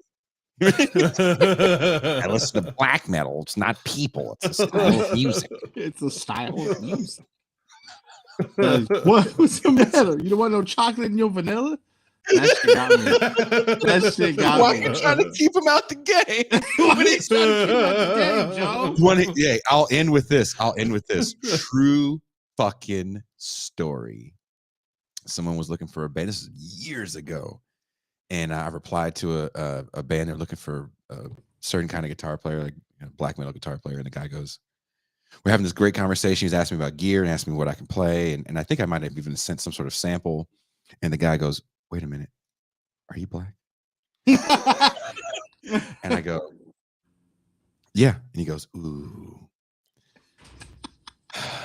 He goes, we can't really have a black person in the band. And I was Wow. like, what? And he goes, well, we wear like face paint and we're real big about the headbanging thing. And he was like talking about the headbanging choreography. And I think one person was bald in the group already. And he's like, we just need someone with hair that can headbang. So was it necessarily the melanin? It was the lack of hair? I think it was a combo of both. I think if I was like Lenny Kravitz, you still would have had a problem. Oh, Lenny Kravitz. Yeah, about that. Little column A, little We aren't column going that B. way. Oh man. It's a mix between like metal and racism. We'll just need somewhere here. There's a happy medium we can find. Sometimes there's a very thin line, Yeah. and those times are majority of the times. And sometimes it's thick as fuck. Dude, you should have just showed up in like a long blonde wig, and you're like, "I'm here, motherfucker." Like, what's your problem now? What are the problems with me? I got hair now. Or just like, or the Stevie Wonder braids from the. Yeah. I don't know where your hairline's here. Yeah, the skullet, man. With those shits on the bottom of them, like I'm ready to go. Yeah. Yep, Looking like Black Devin Townsend and shit from Scrappy. Oh no. Black Devin Townsend. Oh no. Isn't Black Devin Townsend dude from what's that Suffocation? Parents from Suffolk. Yeah. 100%. I love that she knew that too, because I think the same thing. I'm like, he's the only motherfucker that tries to rock a skullet like that. Yep. There's He not many is people. not letting go. No, he won't. No. Never No. will, man. It's like, Yeah. hey, it's okay. If He it's good he enough for looks Stevie like Wonder, a substitute teacher that never gave up his dream about being a Yeah.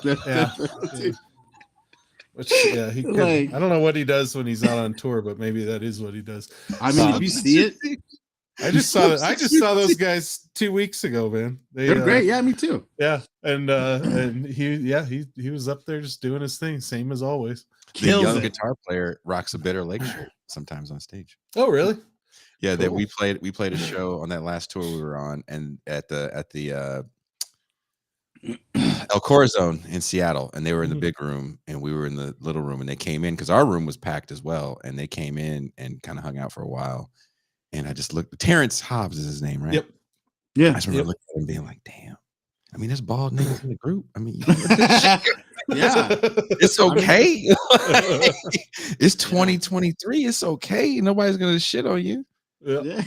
Yeah. It's almost like he got the same phone call. They're like, if you're Let me gonna be in help. the band, Yeah. I need you to have for the headbang. Yeah. Shit. And he I does, bet that though. guy- But he does. I bet that He's guy like- got off the call. I bet that guy got off the call and was like, oh man, another black guy called. Did you give him the headbang Man. thing? Yeah, Oh, he no. bought it too. I told him about the Oh, haircut. God.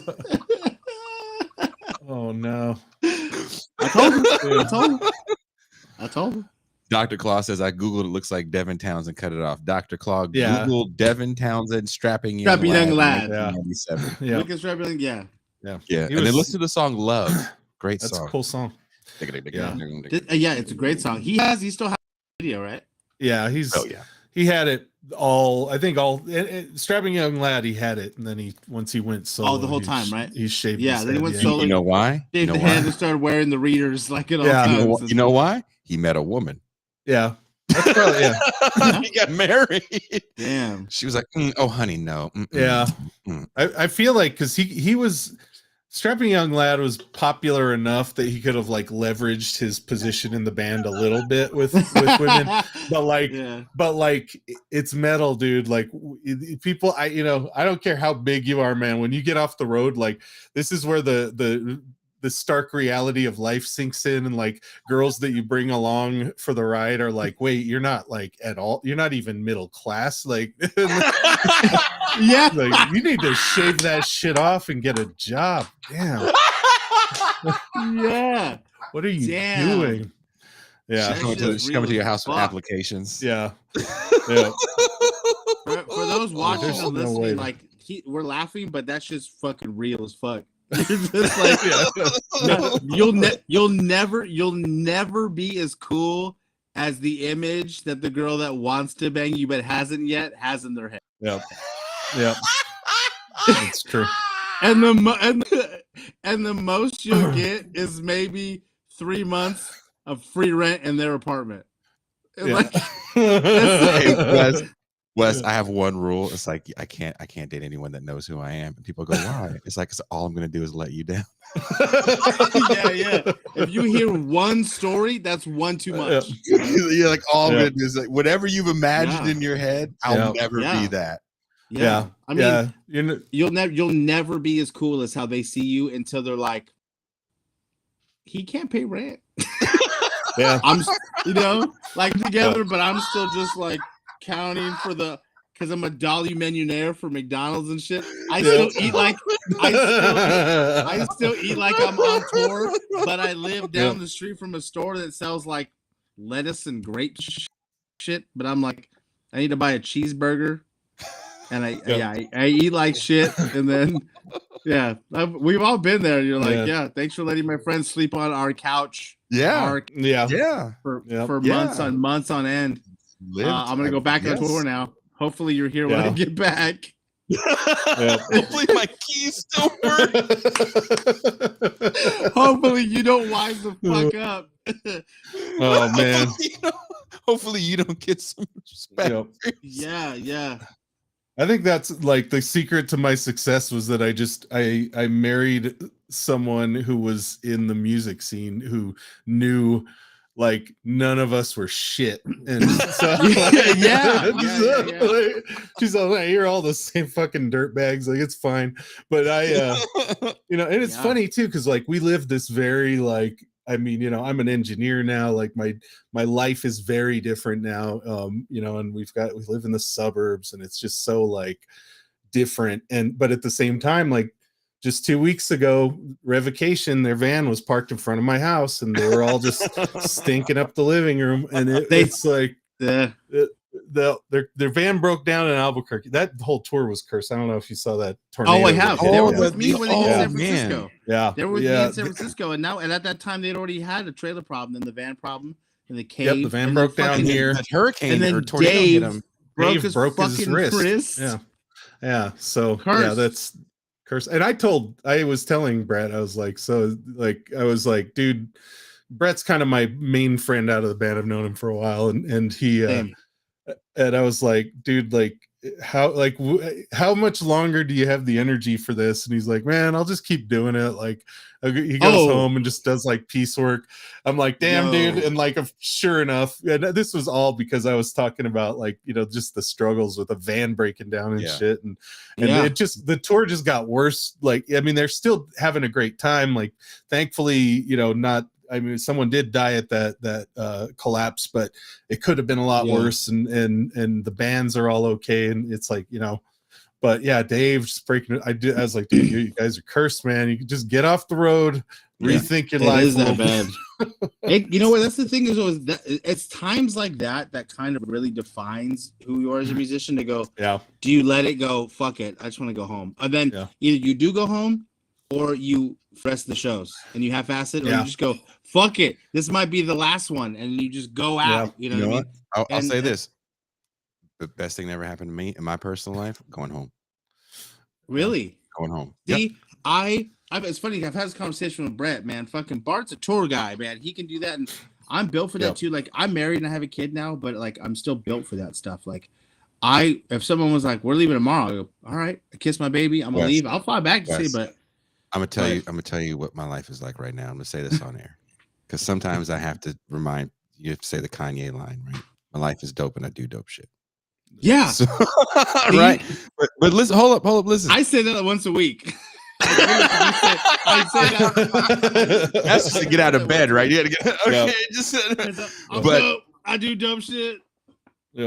All the driving that I've done in my life to get to wherever destination you're getting to play all those dates you play, and to remember like 10 of them. Because 10 were memorable and everything else was just like, for whatever reason, right? Now, so different. I get on a plane and do a date. There's a bunch of people there. It's great. I don't know. And maybe I'll get there. Man, look, I'm not going to tell anybody not to do something that's fun. Todd, that plays with Bitter Lake, just did a tour with Cyclone 9, and it was great. They did some festivals, and all the shows were great, and we still talk about wanting to do stuff, but it's changed so much because we all remember even the good times. Like we can all sit down together and have great stories about, man, remember that time we drove to blah blah blah, remember that time we did this thing, and there was this one time we did it. But it's the reality. We were joking about the 2 nickels. Yeah. Well, Ooh. here's the thing: is that I get into that perspective, but like for me, like I honestly, like I want to be on the road forever. Like I really do. That's like how I am. Thing is, though, is that I think it's because of the position I'm in that it's been an uphill battle for my entire musical career since we really officially started doing this. I was in my late teens, like really doing it, from releasing label albums and touring and you know, crossing borderlines and shit like that happened early on. And then I've been doing it consistently, and then taking these breaks and stuff just reminding me how much I want that back. And I have a great life now. Like, you know, like I own a tattoo shop, I run a record label, I got I have an amazing wife and an incredible fucking child. But I'm still like, I still can do it. I still could tour forever. That's would be my ideal thing. I could do it. And here's the thing is because I think I work better with less. I like the concept of the survival of it, but I will say if I had to go back to the first like handful of years of touring, I don't think I could do that. I don't think I could survive that. Where I was like, I don't need to eat for 2 weeks and I can sleep on your kitchen floor. Fuck yeah, let's do it again. Like that was easy then because I had no diet but PBR and Taco Bell once a week. Like that was. I got to a point in my life where like I can make. I've actually made money from making music, and we've been smart about our money. What allowed me to kind of even own a tattoo shop now. Like I took money from making music to invest money into another business, and that in itself was like, well, if I continue to try to just live on that kind of platform and not go wild and crazy like, you know, the 80s days where it was like, I got money, I got $20, spend $20. Like if you don't have that mentality, I think there's a longevity, you know, with that. And I find a way to balance now. Like for instance, with n.a.m.e, we're going to be active full touring, but we're not going to be doing like 60 days like we used to. Like we're going to do 2 weeks. We have the lineups. We're like, we have 16 days on a run, then we have 15 days another one. We're going to do a fly-in to go do an East Coast for a couple weeks. Like we're doing that kind of stuff. And that's easier because everyone has like careers now and their families. So there's a compromise, but you still have to welcome whether or not you can put up with that. With the concept of sometimes the waiting and the sleepless. I'm way too comfortable in my own bed. I don't want to deal with your cats. I don't want to deal with the true story. Let's end with a tour story. True story. Cindy and I were in Mansfield, Ohio, and we were staying at the dude's house who threw the show, because that's what you do when you're touring at this level. You stay at a dude's house that you contacted from another dude that said this is the guy that can get you a show in a little town. And we had stayed with his house before, and his house was super haunted before. And he goes, I moved out of that house. I moved into a new house, and it's way cleaner. He opens the door, and I don't know what way cleaner meant to him. Relative. But he was like, oh, don't. He goes, you can sleep on these couches. And I think we look at the couch, and for whatever reason, we lifted up the couch seat thing. And there was just rat turds everywhere. Not mouse turds, rat turds everywhere. So I was like, holy shit. Cindy. Like, chill out, man. If you guys remember, Cindy could sleep anywhere. Anywhere. We were in some weird dungeon one time and Rob fell asleep. Cindy could sleep fucking anywhere. So Cindy was tired. That's Jeremy's superpower. She was like, I'm going to sleep. And I was like, Cindy, I can't go to sleep in here. She goes, Jason, just go to sleep. It'll be fine. And so there's two little couches in this like living room area. It was actually a really big house, and so it's just filthy. And so she's on one couch, I'm on another. And as I'm asleep, a rat shot out from her couch, runs across the floor. I jump up. I think I scream like this, oh! But in reality, it's like, oh! I've known you a long time, Jason. I find that to be more accurate. So I Mickey Mouse scream her awake, and she gets all terrified. She's like, what is it? What is it? I was like, Cindy, a rat just shot out from underneath the couch. She goes, well, it's gone now. I was like, that's not how they work. So now we're arguing over the rat, and another rat shoots out of there's a table in between. Another rat shoots out of the table. And then we look in the kitchen, there's rats in the kitchen. And I was like, fuck this, I'm going to sleep in the car. And it's Ohio in the fall, so it's like freezing. Oof, that's pretty rough.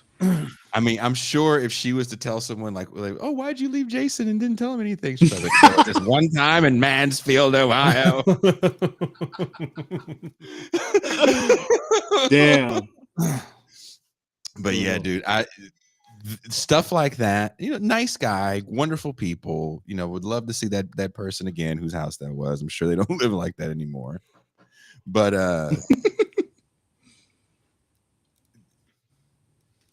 me personally, that's part of it that I have officially outgrown. Yeah. You know what I mean? I love playing. I would love to play live one more time with my friends and jump into the crowd and do all the fun shit that we did and break all the rules of God and man as people cheer. But it comes at a price that I'm not speaking for you, that I can't pay. Because it did cost me some things. I look back at relationships and my family, and it cost me a lot, right? And at this point in my life, I don't want that. Yeah. And you don't get as sweaty when you do a live podcast. Jesus. By the way, having your own laugh track has to be the widest thing you've ever done. Oh.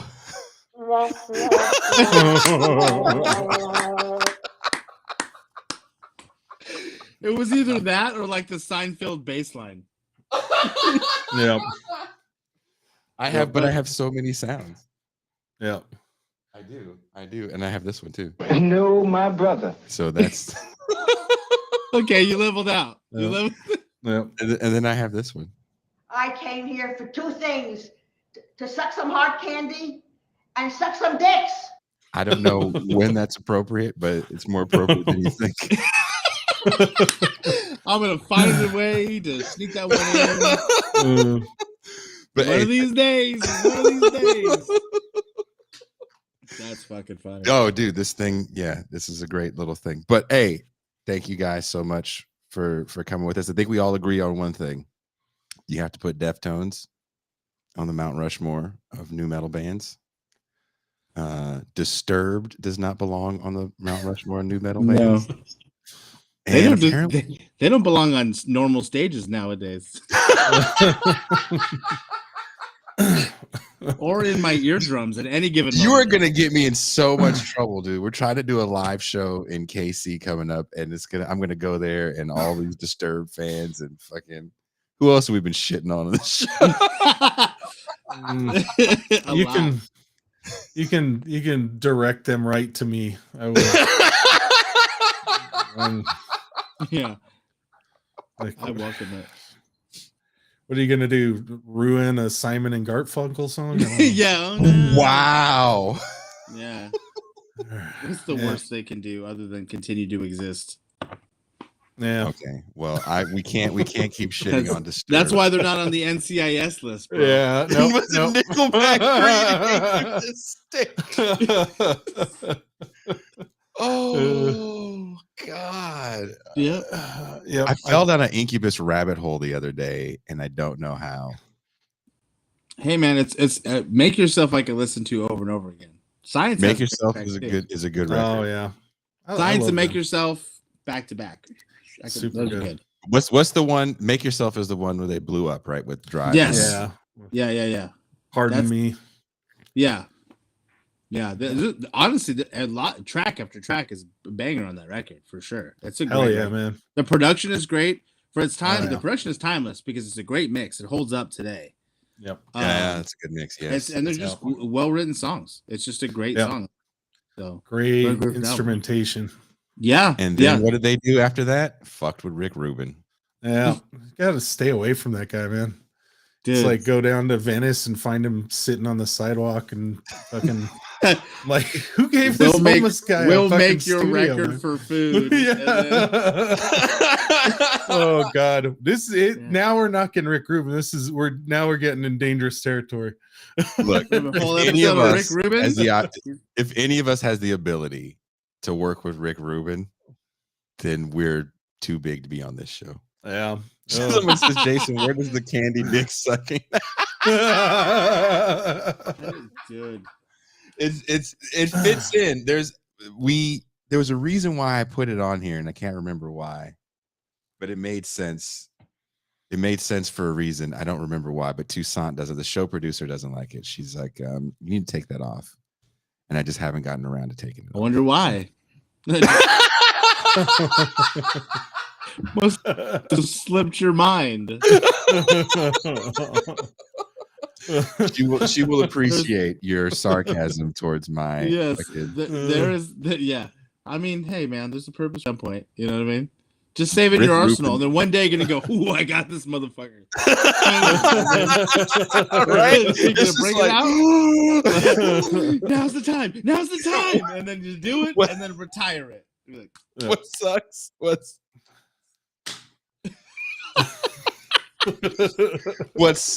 sucks is I know for a fact if you two a-holes were with me right now and we were effing around with this machine and thinking of drops, we would have like the best, most ridiculous we'd things blow to out. drop. We'd blow Yeah. out the chip in that thing, dude. It would be. Dude, I've got one too right over here. It probably will play. Let's see. No, maybe not. Maybe Yeah, not. But I heard a ding ding. Okay, there we go. Yeah. I can't hear it. I can't hear it because I'm in the. I'm Hit in something the- else. Hit something else. All right, let's see. Oh man. That's Yep, there we right. go. Yeah, I threw a bunch of video game shit on this one, and like some like weird little chip tune songs that I made while I was doing a podcast. But yes, the Roadcaster. I do swap it out once in a while and just put weird shit in there. Y'all gonna fuck me up. I'm pretty much sure the moment I get off this thing, I'm gonna make my own soundboard. I'm literally in my so we made a home studio here, so I have all my shit in front of me, and I have like my Ableton Live that I was like, I kind of want to turn this into this thing, so I'm gonna put sound samples on every one of these motherfuckers when I'm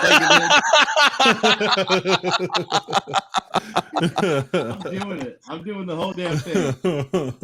I do this. Hey, this is a lot of fun. The Roadcaster is a game changer. You know, Pascual knows exactly what I have. The Roadcaster was a game changer. Thank you, Zero Books and Doug Lane for hooking it up when Pascal and I had a deal with Zero. Thank you guys so much for hanging out with us. We went a lot longer than I thought we were going to go, and again, this show went into ridiculousness as I thought it would. Jason, Jason, I am gonna interrupt because I have a very, very important question to ask you because I legitimately thought about this. I forgot. What was her name in Vegas? Single. Oh, the hooker. I don't remember. I don't remember. Useless. I don't. What was Stay it? tuned. Story for another time. Oh, that's a champagne room story that I just you know what?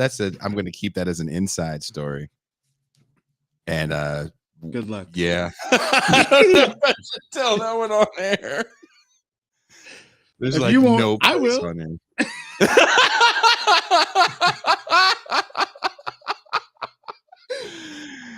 And on that note, we are out.